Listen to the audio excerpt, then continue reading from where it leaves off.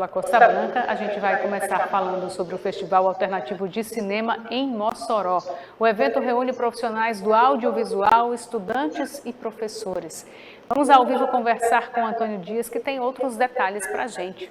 Muito boa noite para você, Antônio.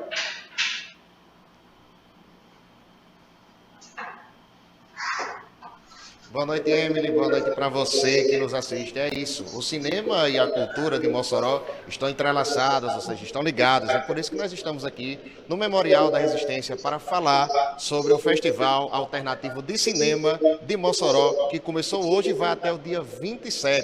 E durante esses dias foi pensada uma programação com sessões de cinema, oficina, cineclube e, claro, a deliciosa pipoca. Mas para falar sobre isso, eu vou conversar com a professora e jornalista também, Luísa Gugel, que vai falar para a gente o que é o Facim e de que forma ele contribui para o fomento do cinema, do audiovisual moçoroense e potiguar.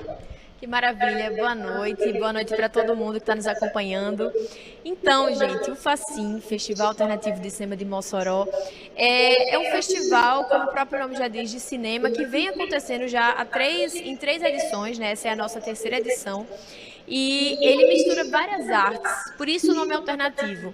A principal arte, digamos assim, linguagem que a gente trabalha é o audiovisual, mas a partir dele a gente também gosta de absorver, de aglomerar, digamos assim, outras linguagens, como a música, o teatro, a dança. E nesses 3 anos, nessas 3 edições que o Facim vem acontecendo, a gente vem vendo mesmo um crescimento na movimentação, no movimento do audiovisual moçoroense, do audiovisual potiguar através do Facim, nas escolas.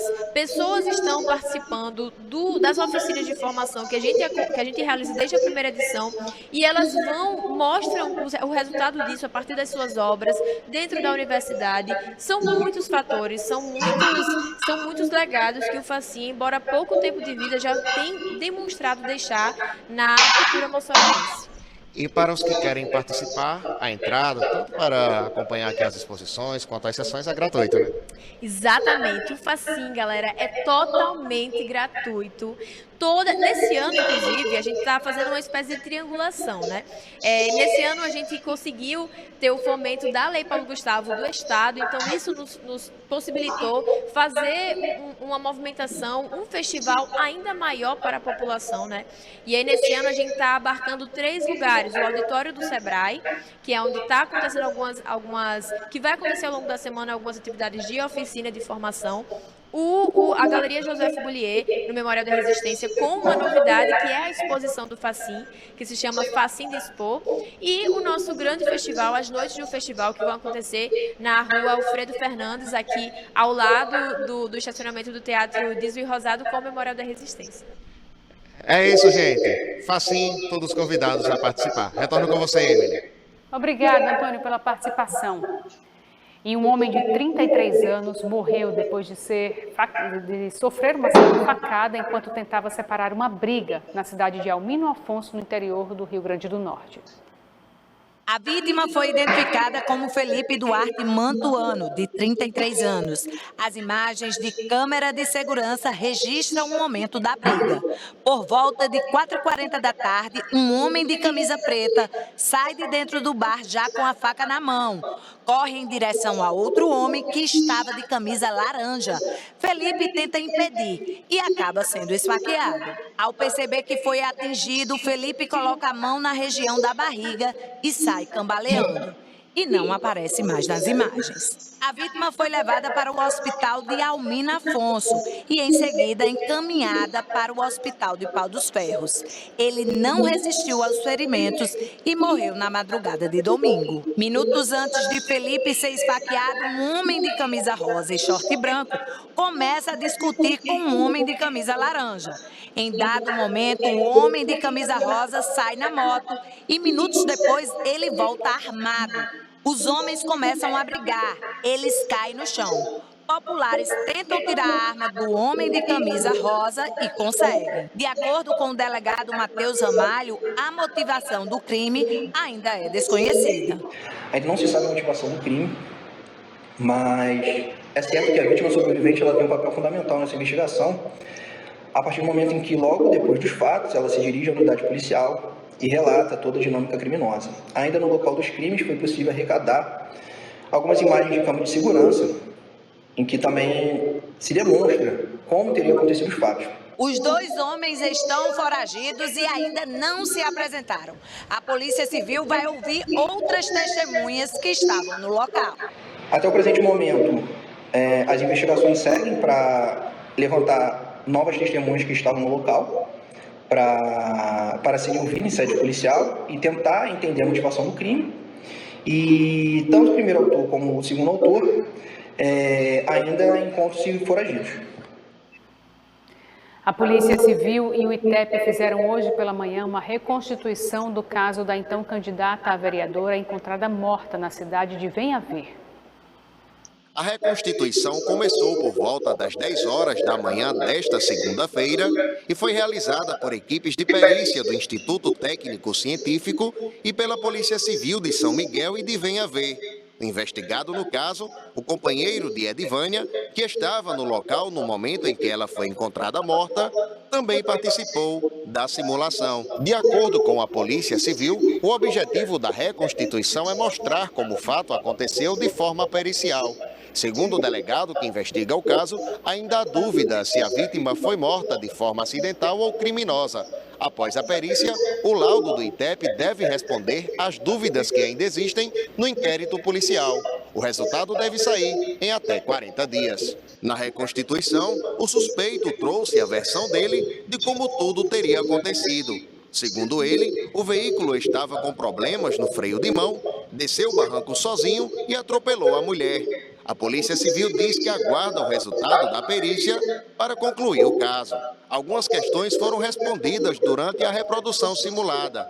Entre elas, se o carro poderia se mover sozinho, estando na posição em que o investigado indicou e que posteriormente ele foi encontrado, se o freio de mão realmente estava com problema, se o carro, desligado e descendo, teria velocidade suficiente para atropelar e arrastar a mulher dentro da lagoa e o tempo que levou para pedir socorro.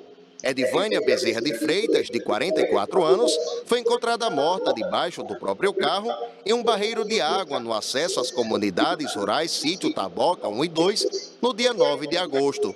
O principal suspeito, segundo a polícia, está em liberdade, pois ainda não há elementos suficientes para pedir a prisão dele. Ele não era obrigado a participar da reprodução simulada, já que a Constituição Federal afirma que ninguém precisa criar provas contra si, mas ele se voluntariou e também entregou o celular dele para colaborar com as investigações.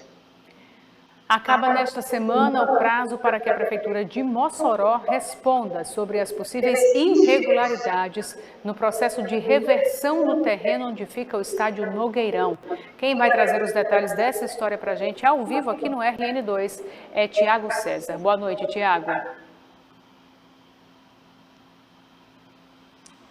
Oi, Emily. Boa noite para você, boa noite para quem está com a gente, né? Mais uma vez, esse prazo, ele acaba nesta quarta-feira. É um prazo que foi dado pela Justiça para que a Prefeitura fale sobre essas possíveis irregularidades que foram apontadas pela Liga Desportiva Mossoroense, que era a antiga administradora do estádio Nogueirão, né? O estádio Nogueirão, que foi construído lá em 1967, era administrado pela LDM, mas agora, desde 2021, passou a ser administrado pela Prefeitura de Mossoró, né? O estádio está, inclusive, interditado, fechado desde fevereiro deste ano, ele.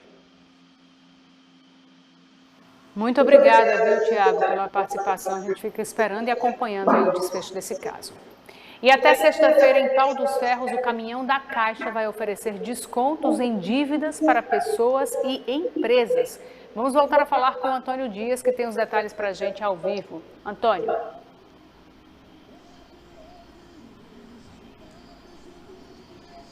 Oi, Emily, boa noite novamente, boa noite para você que nos assiste. É isso, o caminhão Tudo em Dia Caixa já chegou em Pau dos Ferros, no Alto Oeste Potiguar, chegou hoje, para que a população pauferrense do Alto Oeste tenha a oportunidade de regularizar as suas dívidas. A ação oferece, de acordo com a Caixa Econômica Federal, condições para que a população consiga liquidar tanto os contratos comerciais como também os créditos habitacionais que estão em atraso. Em Pau dos Ferros, o caminhão está localizado na rua Getúlio Vargas, no Largo da Cultura, no centro da cidade, sempre a partir das 9 da manhã até às 3 horas. Portanto, a regularização dessas dívidas pode ser feita tanto para pessoa jurídica quanto tanto para pessoas jurídicas, claro, quanto para pessoas físicas. Lembrando que a Caixa oferece essas condições de negociação, de atraso e descontos,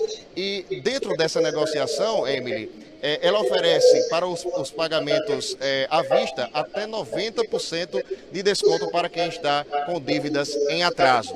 Esse pagamento também pode ser renegociado parceladamente, e com a entrada mínima deve ser de 10%. Portanto, fica o comunicado para você do Alto Oeste Potiguar, de Pau dos Ferros, que está precisando renegociar a sua dívida. O caminhão Tudo em Dia Caixa já está pelas ruas de Pau dos Ferros, já está em Pau dos Ferros para oferecer esse serviço e renegociar essas dívidas. Emily, retorno com você. Obrigada mais uma vez pela participação, Antônio Dias, falando ao vivo direto de Mossoró. E a gente vai se despedindo por hoje também para a InterTV Costa Branca, para Mossoró e todos os municípios que são cobertos pela InterTV Costa Branca. Obrigada pela sua companhia. Outras notícias do estado você encontra agora mesmo no nosso portal G1RN. Ótima noite para você e até amanhã.